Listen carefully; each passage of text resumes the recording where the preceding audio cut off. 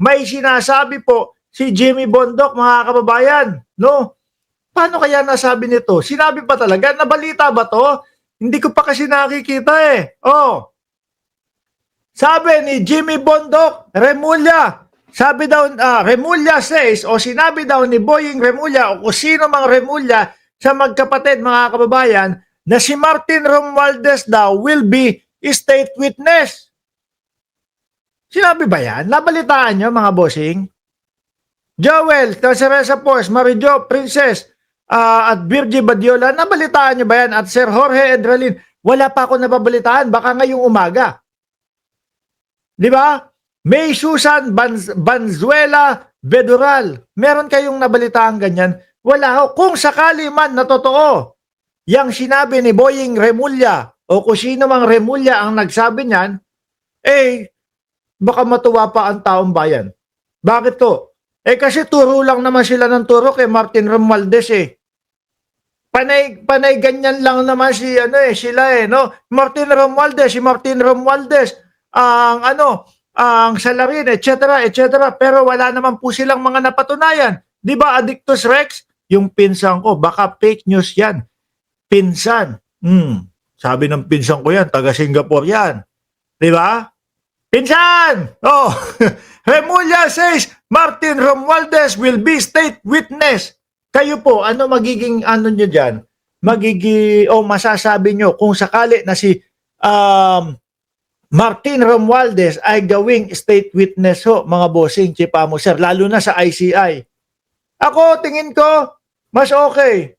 Hindi ho dahil sa kinakampihan ko si Martin Romualdez kasi lagi naman silang ang sinasabi lang nila si Martin Romualdez ang may kagagawan niyang mga yan. Pero wala naman pong mga naipapakita. Yung mga nagsasabi o yung mga nagbibintang kay Martin Romualdez, ayun ho, sila ho, yung mga may mga resibo, yung mga nagsasabi na sila ay sangkot. O paano nga naman yun? Di po ba, mga kababayan? Sabi ni Shiro Kansaki, kamusta pala yung event mo sa UE? Jimmy Bugok, bakit? Ano event niya? Parang wala akong alam na may event itong si Jimmy Bondoc. Di ba? Meaning, he thinks MR is not the most guilty. Paano mo ba? Sige nga, Bondoc. Ikaw, abogado ka na ngayon. O, di ba? Pinapagmalaki niyo yan. Di ba? Nung tumatakbo ka, ikaw, abogado ka na ngayon. Sige nga, paano mo masasabi na si Martin Romualdez ang pinaka-most guilty? Ano yung resibo mo? Ikaw, abogado ka pa, ha? Kailangan sa mga abogado, laging may ebidensya, ha? Hindi pwedeng sabi lang nito, sabi lang nun, sabi lang nito, sabi nun. Hindi pwedeng ganun. O, di ba? Ang mga abogado, mga bossing, hindi tatanggap yan ng mga kaso o ng kliyente pagka wala naman, yung kliyente wala namang sapat na ebidensya. O, sige nga, Bondoc, ano ba ang ebidensya mo o ano yung mga back up sa mga sinasabi mo para masabi na si Martin Romualdez ang most guilty? Kahit yata isabit nyo si Martin Romualdez, wala kayong masasabi o maipapakita ebidensya eh. Kaya nagagalit sa inyo yung mga bayang Pilipino eh, no? Sabi ni Mario, puro fake news naman ang mga DDS na yan. Lawyer ka na. Tapos mahilig ka pa sa ganito.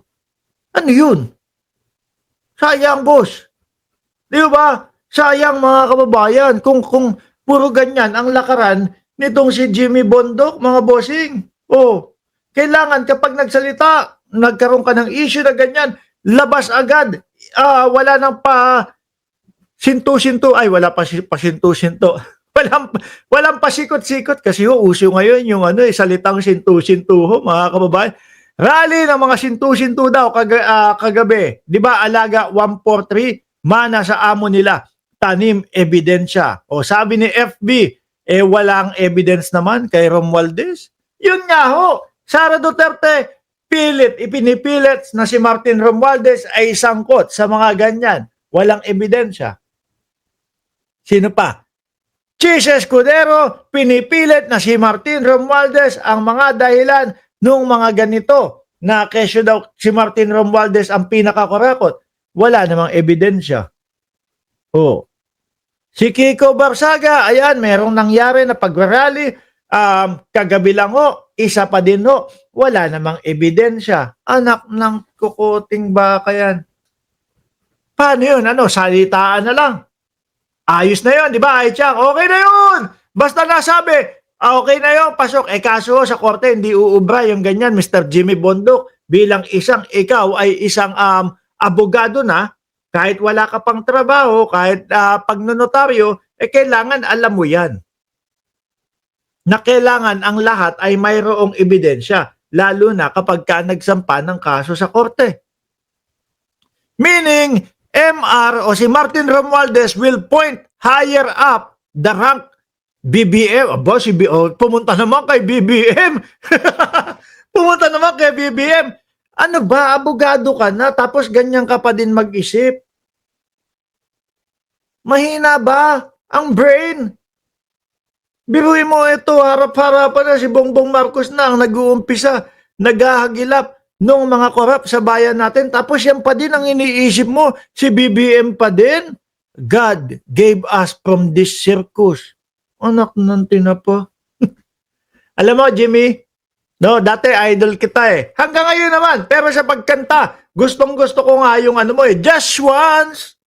Can we find a way to finally make it right? Favorite ko yun, mga kababayan. Kinanta ni Jimmy Bondok yun. Kaya lang sa pagkakataong ito, mga bossing, sa pagiging abogado ni Jimmy Bondok, parang hindi.